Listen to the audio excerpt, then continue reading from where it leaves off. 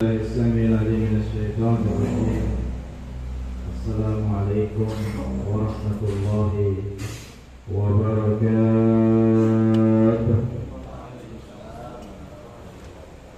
الحمد لله الواحد القهار العزيز الغفار مقوي الليل على النهار وبصيرة لأولي القلوب والأبصار. أشهد أن لا إله إلا الله وحده لا شريك له وأشهد أن سيدنا محمدا عبده ورسوله لا نبي بعده. رب اشرح لي صدري ويسر لي أمري واحلل عقدة من لساني يفقهوا قولي. إلهي أنت مقصودي ورضاك مطلوبي عاتني محبتك ومعرفتك. Segala pujian dan kebesaran hanya milik Allah Subhanahu wa Ta'ala.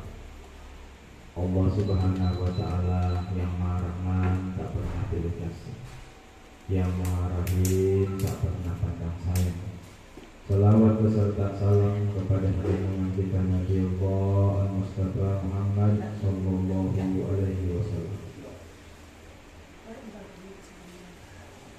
Hadirin Sahibul Bait yang dimuliakan oleh Allah Subhanahu wa Ta'ala dan seluruh jemaah atau yang tinggal di sini, kami berterima kasih atas undangan yang disempatkan di tempat ini, di rumah ini, dan kami mohon maaf jikalau kedatangan kami membawa merepotkan ya. Jika kedatangan kami ada hal-hal mulai dari kedatangan kami sampai kembali pulang ada hal-hal yang kurang berkenan, kiranya dimaafkan. Dimaafkan berkat Allah Subhanahu wa Ta'ala. Jadi kami kesini untuk sama-sama belajar, sama-sama bagaimana bisa lebih mengenal Allah Subhanahu wa Ta'ala, bagaimana cara lebih mendekatkan kepada Tuhan. Jadi kita tahu di fase ini, jadi gudangnya ulama, gudangnya para wali, gudangnya para guru-guru. Jadi saya pun sebelum saya ke Mesir kurang lebih 15 tahun yang lalu pernah mondok di Baraban, pondok pesantren Ibnu Amin Pamang. Ya. Jadi sedikit banyaknya tahu keadaan di Kalimantan Selatan, khususnya pusatnya ilmu di Martapura. Jadi sebelum melanjutkan acara ini, alangkah baiknya kita mengirimkan surat Al-Fatihah pada guru-guru kita yang telah mendahului kita. Di antaranya Syekh Muhammad Arsyad Mufti, Syekh Muhammad Arsyad Binti, Syekh Muhammad As'ad di Pagatan, Syekh Muhammad Arsyad Al-Banjari Datuk Kalampayan, Syekh Salman Mulia, dan para ulama-ulama yang lain, terkhusus Sahibul Wilayah, Tuan Guru Syekh Zaini Abdul Ghani untuk kumpul. Bismillahirrahmanirrahim. Fatihah.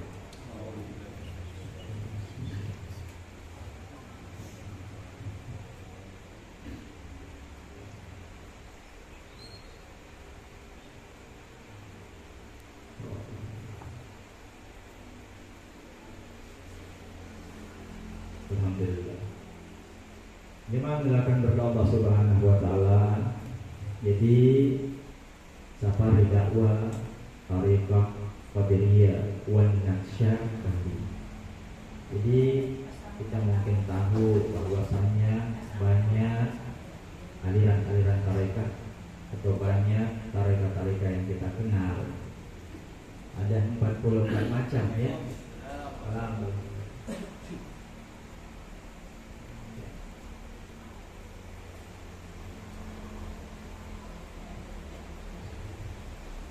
Ada 44 macam tarekat yang mutabar.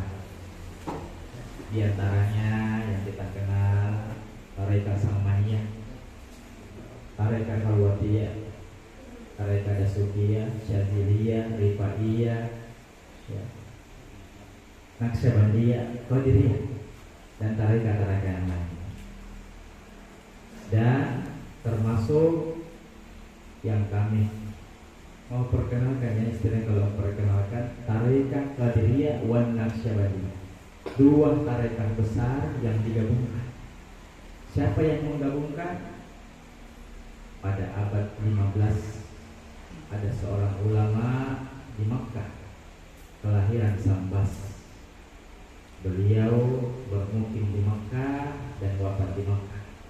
Guru daripada Syekh Muhammad Hasan Al-Asy'ari, pendiri NU, Syekh Nawawi Al-Bantani, dan para termasuk Syekh Khalil Bangkalan. Jadi beliau, mereka ini berguru kepada Syekh Ahmad Khatib Sambas Ibni Abdul Ghaffar. Jadi beliaulah yang menggabungkan dua tarekat itu. Beliau punya kitab tipis, Tajul Arifin. Dimenggakan oleh Allah Subhanahu wa taala. Tarekat Qadiriyah wan Naqsyabandiyah ini adalah tarekat amaliyah, tarekat yang beramal.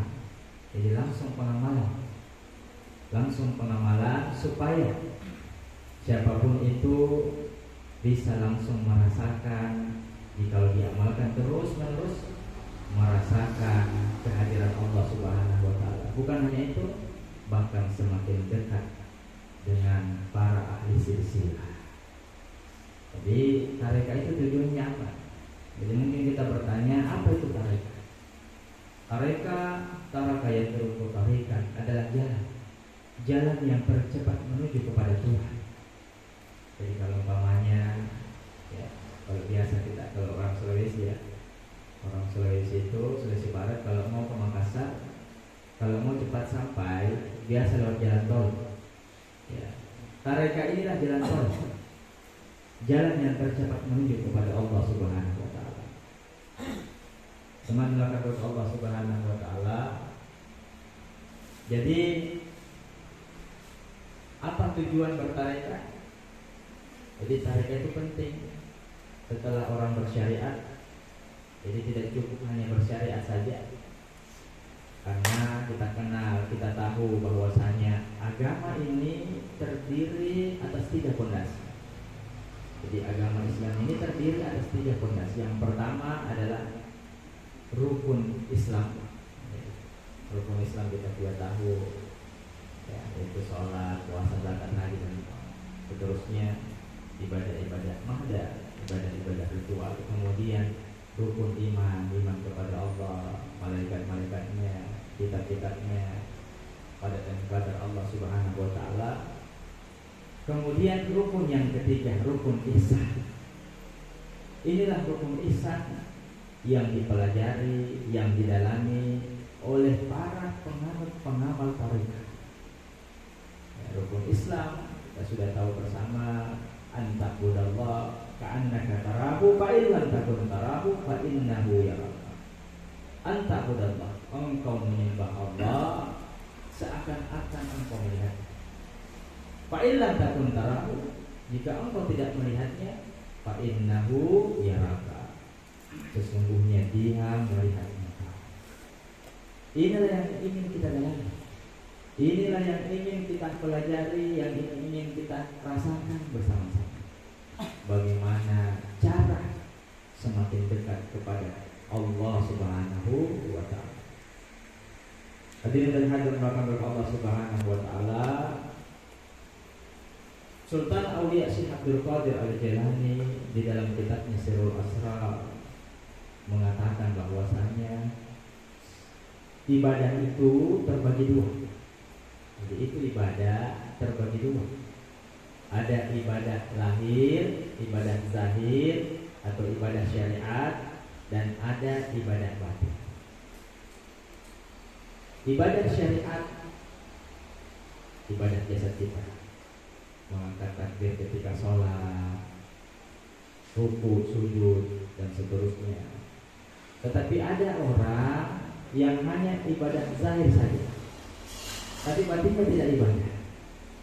Di antaranya apa? Ada orang yang mengangkat takbirnya sholat, ingat usahanya, ingat utang-utangnya, ingat segala jenis dunia. Yang kita inginkan ibadah tubuh kita, jasad kita, sekaligus ibadah batin kita. Makanya ini ibadah yang tertinggi. Makanya ada orang biasa itu biasa-biasa dalam kehidupannya, tapi ternyata dia makrifat kepada Allah Subhanahu wa Ta'ala. Itu. Kemudian begitu pun zikir pun terbagi dua. Ada zikir zahirnya, tapi tidak zikir batinnya. Ada orang zikir mulutnya, lisannya, sekaligus hatinya ikut berzikir kepada Allah Subhanahu wa Ta'ala. Makanya dikatakan at-tariqah dawamul ubudiyah. Tariqah adalah yaitu seseorang yang memperhambakan diri kepada Allah Subhanahu wa Ta'ala secara lahir dan batin. Ma'adawani hudurul qalbi ma'am, serta berkekalan, berkepanjangan menghadirkan hati bersama Allah Subhanahu wa Ta'ala. Jadi dawamul ubudiyah di zahir wa batinah ma'adawani hudurul qalbi ma'am. Jadi ada orang yang lahirnya ibadah tapi batinnya tidak ibadah. Jadi kita inginkan itu lahir batin kita beribadah kepada Tuhan. Karena yang dipandang Tuhan, yang dipandang Allah adalah batin kita, kalbu kita. Kita kenal hadis-hadis yang masyhur yang bahkan mungkin kita hafal. Jika salat jasad kullu, apabila seluruh jasad kita baik, hati kita baik, maka yang lain itu baik. Sebaliknya apabila jasad kita tidak ini rusak, maka yang lain itu rusak. Ala wa huwa al-qalbu, yang dimaksud adalah hati kita. Jadi Allah memandang hati seseorang.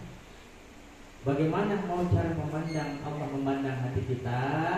Kalau hati kita kotor, hati kita penuh dengan kedengkian, penuh dengan keangkuhan, penuh dengan kesombongan, itu yang mau dilepaskan dalam diri kita, itu yang mau dileburkan. Metode tariqah Fadilah Syahbandiyah ini adalah metode pembersihan qalbu, pembersihan batin. Karena dikatakan di dalam hadis baginda Rasulullah SAW, inna likulli syai'in saqal wa saqalatul qulub zikrun. Segala sesuatu ada pencucinya. Kalau kita mau harum mulut kita, maka kita bersihkan gigi pakai odol atau pakai siwak. Kalau kita mau bersih jasad kita pakai sabun, apakah sabun Lifebuoy, sabun Lux dan seterusnya. Seseorang yang kotor pakaiannya pasti dicuci dengan sabun Dinso atau sejenisnya. Begitupun hati ketika kotor, ya, ketika terhijab, terdinding, mendengar azan tidak langsung ke masjid, melihat orang yang susah di luar tidak langsung dibantu, berpikir-pikir dulu. Kalau bukan jemaahnya tidak mau dibantu, acuh tak acuh kepada orang. Kalau bukan jemaahnya tidak diperdulikan. Ini salah. Nah, maka hati ini adalah sentral daripada segala jasa kita. Kalau kita punya kendaraan, mobil, sentral daripada mobil itu adalah akinya. Kalau akinya mati, tidak mungkin bisa jalan ke mobil, tidak mungkin bisa menyala. Begitupun dengan hati. Kalau hati mati, maka otomatis tidak akan dipandang Allah Subhanahu wa Ta'ala. Syarat seseorang belajar tariqah di dalam kitab Sirrul Asrar, penjelasan daripada Sultan Aulia Syekh Abdul Qadir Al-Jilani, seseorang harus ditalqin. Di akhir talqin miwadini mursyid, mengambil pembelajaran talqin zikir dari seseorang wali yang mursyid. Karena ada wali belum tentu mursyid. Wali mursyid orang yang hidup hati. mursyid khususnya Tarekat Qadiriyah wan Naqsyabandiyah Hadratus Syekh Ahmad Sahibul Wafa Tajul Arifin di Suriah Raya atau yang dikenal dengan Abah Anom. Beliau Abah Anom ini pernah didatangi Syekh Maliki, ya, guru daripada guru Sekumpul, termasuk guru Sekumpul. Syekh Maliki ini, Syekh Muhammad Al-Maliki ini yang berada di Makkatul Mukarramah sudah wafat di tahun 2011. 2017-16 kalau tidak salah. Jadi beliau bersilaturahmi ke Suriah lain. Apa kata Syekh Maliki? Kata beliau dengan mata hatinya bahwasanya Abah Anom Syekh Ahmad Sahibul Wafa Tajul Arifin adalah Sultanul Auliya fi hadzal zaman, penghulunya wali pada zaman ini, kata Syekh Maliki dengan pandangan batinnya. Jangan belakang dari Allah Subhanahu wa taala. Jadi Syekh Ahmad Sahibul Wafa Tajul Arifin yang meninggal di tahun 2011 punya murid utama di Surabaya, namanya Syekh Kiai Haji Muhammad Ali Hanafi Akbar di pusat kota Surabaya. Kalau tidak salah kurang lebih 100 meter dari Sunan Ampel, makamnya Sunan Ampel. Ya, 100 meter ya. Dari pondok beliau itu 100 meter dari makam Sunan Ampel. Jadi memerintahkan kami sebagai wakil talqin. Jadi wakil talqin itu dari Sulbar ada 11 orang, termasuk Kiai Haji Muhammad Adam Jafri dan saya juga. Wakil talqin itu istilahnya khalifah untuk memudahkan orang mengenal Allah Subhanahu wa taala. Tidak perlu lagi datang ke Surabaya, tidak perlu lagi datang ke Suriah Raya, ya. Jadi mengutus para khalifahnya untuk memberikan pelajaran zikru, untuk segera menebarkan ini ajaran tarekat. Karena sama sekarang banyak ajaran-ajaran yang nilai-nilai, bahkan ada ajaran, ada paham. Kita sudah pernah mengharamkan balasan di, mengharamkan maulid, mengharamkan ya yang berkaitan dengan sesuatu yang baru, padahal bukan yang baru. Ini semua yang harus segera dinetralisir, khususnya di bumi Kalimantan Selatan. Ya, jadi kami kesini bukan secara kebetulan ya. Ini sudah diatur oleh Sama Kuasa Allah Subhanahu wa taala melalui perantaraan, melalui wasilah daripada Ibu Nursia dan Pak Fajri. Sekali lagi, Tarekat Qadiriyah Naqsyabandiyah adalah ajaran yang mudah dan simpel, bukan ajaran yang menyusahkan. Karena ada tarekat-tarekat yang lain.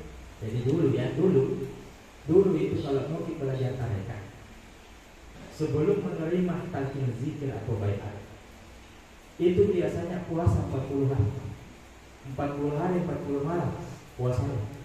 Bahkan puasanya dengan bukanya itu sahurnya nasi putih saya dengan air putih. Bahkan dalam hari-hari lain biasa dikubur di satu minggu di dalam kubur, di dalam tanah. Baru setelah itu bisa menerima talqin zikir atau baiat zikir. Bahkan Abah Sepuh atau Syekh Abdullah Mubarak bin Nur Muhammad, ayahanda daripada Abah Anom atau Syekh Ahmad Sahibul Wafa Tajul Arifin, sebelum beliau menerima talqin zikir dari gurunya Syekh Talha di Cirebon, beliau dulu diuji apa? Tinggal di tempatnya kambing. Jadi kandang kambing di situ tempatnya. Tidur di situ, makan di situ. Ya, sedang ya. Jadi zaman belakang Allah Subhanahu wa taala itu di sama-sama dulu. Jadi perlu kita bersama kalau mau mengenal. Jadi mohon maaf ya bahasa Sulawesi ya. Kalau kita ingin mengenal tarekat itu, ciri-ciri tarekat yang muktabar itu atau tarekat yang sesuai dengan jalur yang benar, yang pertama adalah kita harus tahu silsilahnya. Itu yang pertama. Itu silsilahnya jelas. jalur syaratnya jelas. Nah, jadi itu yang pertama harus tahu silsilahnya. Jadi seperti tarekat ini, TPN ini dari jalurnya Syekh Ahmad Habib Sambas Ibnu Abdul Ghaffar di abad 14 sampai kepada muridnya Syekh Abdul Karim Banten, kemudian dua muridnya Syekh Talha Kalisako Cirebon diutus ke Indonesia untuk menyebarkan mensiarkan ini ajaran tarekat. Kemudian Syekh Abdul Karim Banten beliau berdakwah di daerah Banten, daerah sekitar Bogor dan seterusnya sampai ke Merapen. Kemudian Syekh Talha ke Cirebon, tempatnya Sunan Gunung Jati. Syekh Talha punya murid utama itu tadi Syekh Abdullah Mubarak bin Nur Muhammad.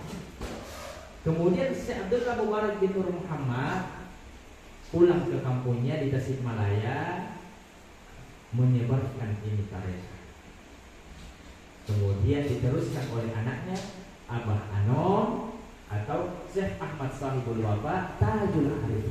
Perlu diketahui bersama bahwasanya Abah Anom ini atau Syekh Ahmad Sahibul Tajul Arif ini pernah belajar tajwid zikir Gus Dur. Jadi Gus Dur, almarhum Gus Dur, Syekh Haji Abdurrahman Wahid pernah menerima baiat zikir kepada Abah Anom. Kita kenal Buya Hamka yang ini pertama ya, atau yang pertama ya, Buya Hamka. Nah, Buya Hamka itu menerima talqin zikir dari Abah Anom. Di akhir wafatnya beliau, Buya Hamka. Ada yang kenal Buya Hamka ya? Kenal ya? Di akhir hayat beliau menerima talqin zikir dari Syekh Ahmad Sahibul Wafa Tajul Arif. Beliau pernah mengatakan, dulu saya menguasai ilmu lahiriah, saya bisa dibilang ulama besar, tapi pada hakikatnya saya adalah hamba, bukan hamba. Setelah beliau menerima talqin zikir dari Abah Anom, di akhir hayatnya sebelum beliau meninggal, beliau senantiasa menggerakkan dirinya. Sewaktu di rumah sakit disiarai oleh Abah Anom, sudah meninggal, tapi sering begini, tangannya terus jari telunjuknya begini. Disiarai oleh Abah Anom, oleh gurunya Syekh Ahmad Sahibul Tajul Arifin. Apa kata beliau? Wahai Hamka, pergilah kau dengan tenang bertemu dengan Allah Subhanahu Wa Taala. Maka jadinya pun berhenti bergerak. Dia menggerakkan kepada Allah Subhanahu Wa Taala. Jadi tarekat ini tarekat mutawatir dan mempunyai pengamal terbesar di seluruh dunia. Jadi ini tarekat ini pengamal terbesar di seluruh dunia. Di setiap tempat pasti ada pengamalnya. Di Sulawesi Barat apalagi, di Sulawesi Selatan Makassar, di Sidrap, di mana lagi? Pokoknya di seluruh Indonesia ada. Bahkan sampai di Brunei, di Malaysia, bahkan sampai di Makkatul Mukarramah. Jadi menggunakan Allah Subhanahu Wa Taala. Jadi mungkin kita bertanya-tanya, kenapa mesti harus kita zikir? Kenapa mesti harus dibaca? Tidak cukupkah kita harus belajar dengan buku, ya? Belajar dengan langsung YouTube? Tidak. Seseorang belajar tarekat itu harus belajar langsung, harus bertatap muka langsung. Karena kita menginginkan mengkonekkan hati kita, menyambungkan rohani kita dengan rohani guru-guru mursyid, sampai kepada Sultan Syekh Abdul Qadir Al-Jilani, sampai kepada guru-gurunya, sampai kepada Rasulullah Muhammad SAW, sampai kepada malaikat Jibril alaihissalam, sampai kepada Allah Subhanahu Wa Taala. Jadi apa awal sejarah talqin zikir itu? Jadi mungkin kita bertanya, kenapa? Apa itu awal sejarahnya? Di mana itu awal sejarahnya ada talqin zikir atau? Jadi malaikat Jibril alaihissalam diperintahkan oleh Tuhan mentalkin baginda Rasul Muhammad sallallahu alaihi wasallam. Sewaktu berada, sewaktu mau menerima wahyu pertama di Makkah atau di Gua. Kemudian baginda Rasul pun membaiat mentalkin Sayyidina Ali bin Abi Thalib radhiyallahu anhu yang masyhur di dalam hadis dikatakan, ya Rasulullah ayyut tadi akrabu ilahu. Ya Rasul, Manakah jalan yang sedekat-dekatnya? Wa as'aluha, semudah-mudahnya menuju kepada Allah Subhanahu wa taala. Apa kata baginda Rasul? Zikrullah, berzikirlah kepada Allah. Kemudian Sayyidina Ali kembali bertanya, kullu nas yazkurullah. Semua orang berzikir kepada Tuhan, semua orang berzikir kepada Allah. Maka baginda Rasul mengatakan, la taqumus sa'a hatta, tidak akan terjadi hari kiamat hatta la yabqa minal ardh, sampai tidak ada lagi di permukaan bumi ini yang mengucapkan Allahu Allah, Allahu Allah. Maka Rasulullah Muhammad SAW memerintahkan Sayyidina Ali, jammid aina ya Ali, tutup kedua matamu ya Ali, wasma, dan dengarkan. Maka disitulah diajarkan, ditalkinkan Sayyidina Ali talqin zikir, sehingga iman Sayyidina Ali menjadi baik. Makanya seseorang itu terkadang imannya biasa biasa kita lihat, tapi ternyata berat di sisi Allah Subhanahu wa taala. Mengapa berat? Karena ada kalimat rahasia yang dipunjamkan di dalam kalbu, sehingga menjadi berat imannya Sayyidina Ali bin Abi Thalib. Jadi kalau kita timbul pertanyaan, kenapa harus zikirnya la ilaha illallah?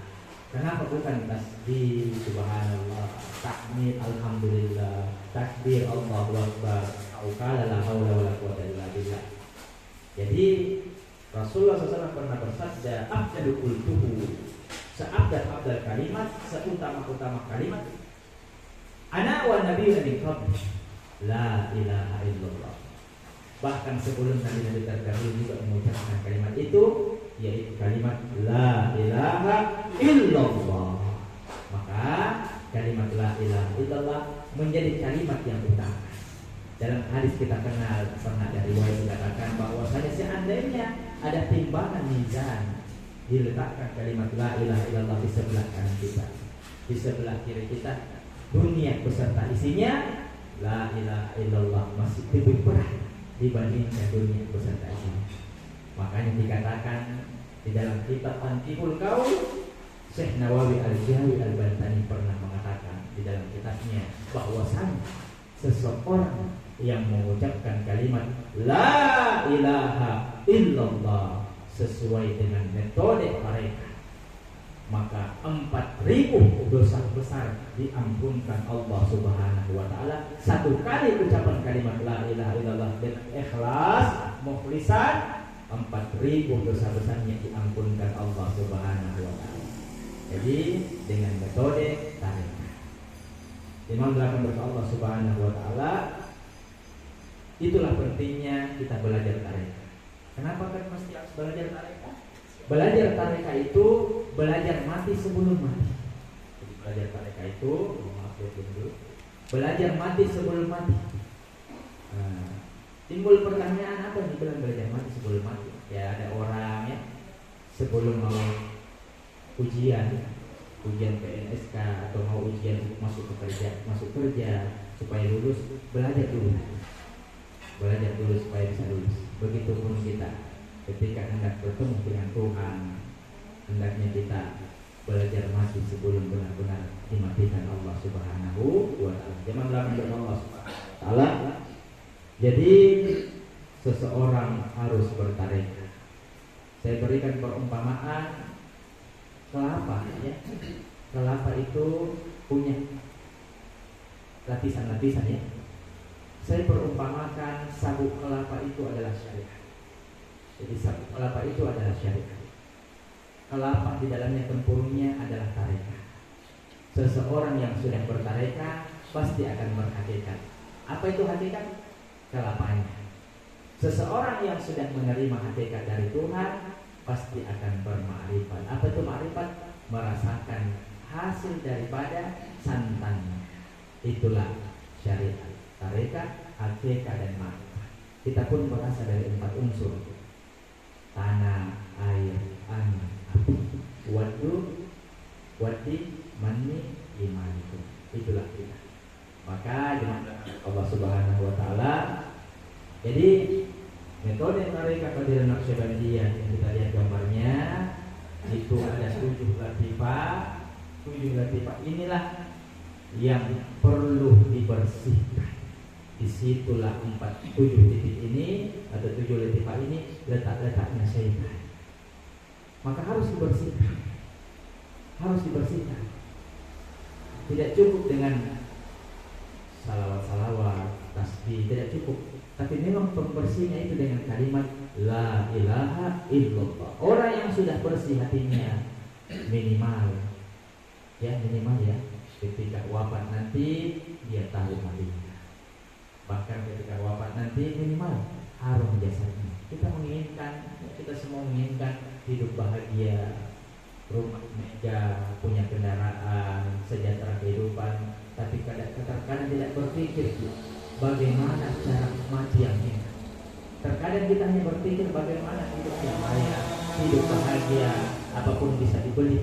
Tapi terkadang kita tidak berpikir bagaimana cara ketika mati dalam keadaan enak, mati dalam keadaan nikmat, bertemu dengan Allah Subhanahu wa ta'ala, bertemu dengan kekasih-kekasih Allah Subhanahu wa ta'ala, bersama dengan para wali-walinya Allah Subhanahu wa ta'ala. Terkadang kita berpikir, bercita-cita bisa bertemu dengan artis, bisa bertemu dengan orang-orang yang kaya, orang-orang yang hidupnya glamor, tapi tidak pernah berpikir bagaimana ketika kita wafat berkumpul bersama dengan wali-walinya Allah Subhanahu wa ta'ala. Tarekat adalah ilmu wali-wali Allah Subhanahu wa ta'ala. Penyebar Islam di tanah Jawa, Sunan Maulana Malik Ibrahim atau Sunan Giri, yang pertama Sunan Gresik, dan para wali songo yang lain, mereka semua adalah ulama mereka. Guru seman atau guru sekumpul ulama mereka. Syekh Yusuf Tajul Khalwatiyah di Makassar, yang makamnya di Ceylon di Afrika, ulama mereka. Kiai Haji Muhammad Tahir di Tanah Mandar, atau kita kenal dengan Imam Labeo, ulama mereka, ulama hakikat. Semua penyebar Islam semuanya belajar tarekat. Mengapa mereka belajar tarekat? Karena tidak cukup kalau hanya syariat saja. Makanya Imam Malik pernah mengatakan, "Man tafaqaha bi ghairi tasawwuf faqad tafasaq." Barang siapa yang hanya bersyariat saja, tidak berhakikat, tidak bertarekat, maka itu adalah orang yang fasik. Wa man tasawwafa bi ghairi tasawwuf wa man tasawwafa, dan barang siapa yang hanya bertasawuf saja, kemudian tidak bersyariat, maka ada tazandaka, maka dia adalah orang yang zindik. Apa itu zindik? Orang yang menyelewengkan agama. Wa man jama'a bainahuma, dan barang siapa yang menggabungkan keduanya, bersyariat sekaligus berhakikat, bersyariat sekaligus bertarekat, maka tahaqqaqa, maka itu adalah orang yang sempurna, Islam yang sempurna, atau dikatakan oleh Syekh Al-Jili al-insanul kamil. Imam belakang dari Allah Subhanahu wa ta'ala. Jadi demikian apa saya sampaikan, semoga bermanfaat bagi kita semua. Bagi yang ingin belajar menerima talqin zikir, silakan merapat. Yang belum punya wudu silakan berwudu. Jadi sekali lagi silakan merapat yang ingin belajar zikir, belajar mengenal Allah seperti mengenal Allah Subhanahu wa ta'ala. Jadi intinya adalah kita belajar, sama-sama belajar bagaimana ilmu rahasia para wali kita pun mendapatkan.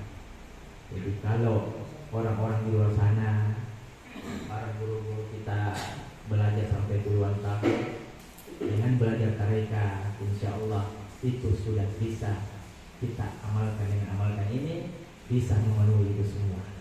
Jadi walaupun kita tidak pernah belajar agama sebelumnya, dengan bertarekat maka akan terbayar dengan mengamalkan ajaran tarekat Qadiriyah wal Naqsyabandiyah. Kalau kita belajar agama, belajar syariat, biasanya jadi ulama. Dengan belajar tarekat minimal menjadi pengikut para wali. Kalau tidak bisa jadi wali, minimal bisa bersama para wali-walinya Allah Subhanahu wa ta'ala.